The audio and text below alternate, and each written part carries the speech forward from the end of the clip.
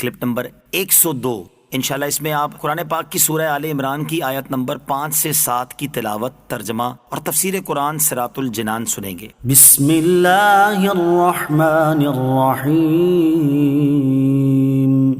ترجمہ: اللہ کے نام سے شروع جو نہایت مہربان رحمت والا ہے۔ ان اللہ لا يخفى عليه شيء في الارض ولا في السماء۔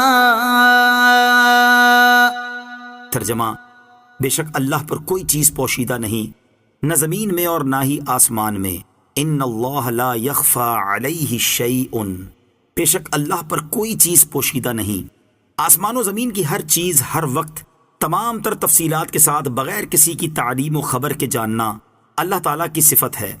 یہ وصف کسی بندے میں نہیں، کیونکہ مخلوق کو جو علم ہے وہ اللہ عز و جل کے بتانے سے ہے، اور وہ بھی متناہی اور قابل فنا ہے، یعنی اس کی کوئی نہ کوئی انتہا ہے اور وہ ختم بھی ہو سکتا ہے۔ نیز وہ تب سے ہے جب سے اللہ تعالیٰ نے بتایا، اور تب تک ہے جب تک اللہ عز و جل چاہے۔ ایسے علم کو علم عطائی کہتے ہیں، جیسے اللہ تعالیٰ نے حضرت ابراہیم علیہ السلام کے متعلق ارشاد فرمایا، وَكَذَلِكَ نُرِي إِبْرَاهِيمَ مَلَكُوتَ السَّمَاوَاتِ وَالْأَرْضِ۔ ترجمہ: اور ہم یوں ہی ابراہیم کو آسمانوں اور زمین کی بادشاہت دکھاتے ہیں۔ اس آیت میں حضرت ابراہیم علیہ السلام کو مشاہدہ ارض و سما کے ذریعے علم عطا کیے جانے کا ذکر ہے۔ هو الذي يصوركم في الأرحام كيف يشاء لا إله إلا هو العزيز الحكيم۔ ترجمہ: وہی ہے جو ماؤں کے پیٹوں میں جیسی چاہتا ہے تمہاری صورت بناتا ہے، اس کے سوا کوئی معبود نہیں، وہ زبردست ہے، حکمت والا ہے۔ هو الذی یصورکم فی الارحام، وہی ہے جو ماؤں کے پیٹوں میں تمہاری صورت بناتا ہے۔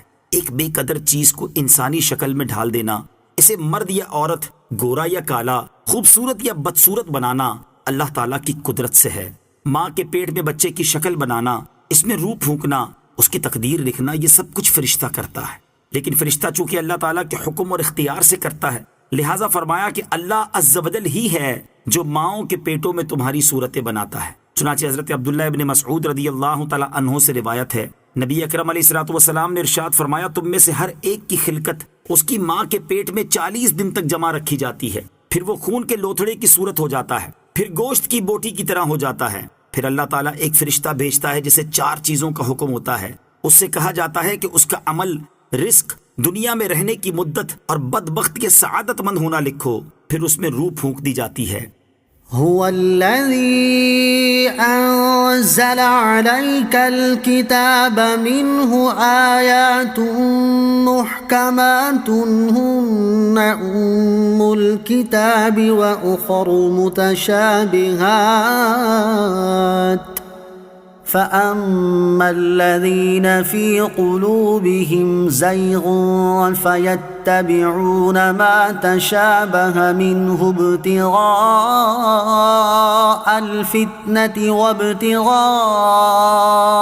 تأويله وما يعلم تأويله إلا الله والراسخون في العلم يقولون آمنا به كل من عند ربنا وما يذكر إلا أولو الألباب۔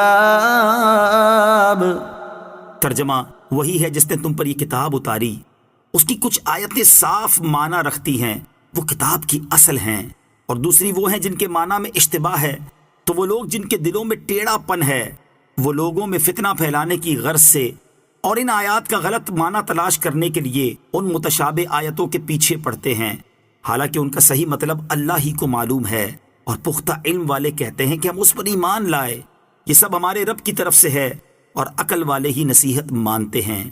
آیات محکمات، صاف معنی رکھنے والی آیتیں۔ قرآن پاک میں 2 طرح کی آیات ہیں۔ نمبر 1 محکم، یعنی جن کے معنی میں کوئی اشتباہ نہیں، بلکہ قرآن سمجھنے کی اہلیت رکھنے والے کو آسانی سے سمجھ آ جاتے ہیں۔ نمبر 2 متشابہ، یعنی وہ آیات جن کے ظاہری معنی یا تو سمجھ ہی نہیں آتے، جیسے حروف مقطعات، یعنی بعض صورتوں کے شروع میں آنے والے حروف جیسے سورہ بقرہ کے شروع میں الف لام میم ہے، اور یا متشابہ وہ ہے جس کے ظاہری معنی سمجھ تو آتے ہیں لیکن وہ مراد نہیں ہوتے، جیسے اللہ تعالیٰ کے لیے ید یعنی ہاتھ اور وجہ یعنی چہرے والی آیات، ان کے ظاہری معنی معلوم تو ہیں لیکن یہ مراد نہیں، جبکہ ان کی حقیقی مرادی معنی میں کئی احتمال ہو سکتے ہیں، اور ان میں سے کون سا معنی اللہ تعالیٰ کی مراد ہے یہ اللہ عز و جل ہی جانتا ہے، یا وہ جسے اللہ تعالیٰ اس کا علم دے۔ پہلی قسم یعنی محکم کے بارے میں فرمایا کہ یہ کتاب کی اصل ہیں، یعنی احکام شریعہ میں ان کی طرف رجوع کیا جاتا ہے اور حلال و حرام میں انہی پر عمل کیا جاتا ہے۔ الذین فی قلوبہم زیغ، وہ لوگ جن کے دلوں میں ٹیڑھا پن ہے۔ یہاں سے 2 گروہوں کا تذکرہ ہے۔ پہلا گروہ گمراہ اور بد مذہب لوگوں کا ہے جو اپنی خواہشات نفسانی کے پابند ہیں اور متشابہ آیات کے ظاہری معنی لیتے ہیں، جو کہ صریح گمراہی بلکہ بعض صورتوں میں کفر ہوتا ہے، یا ایسے لوگ متشابہ آیات کی غلط تعویل کرتے ہیں۔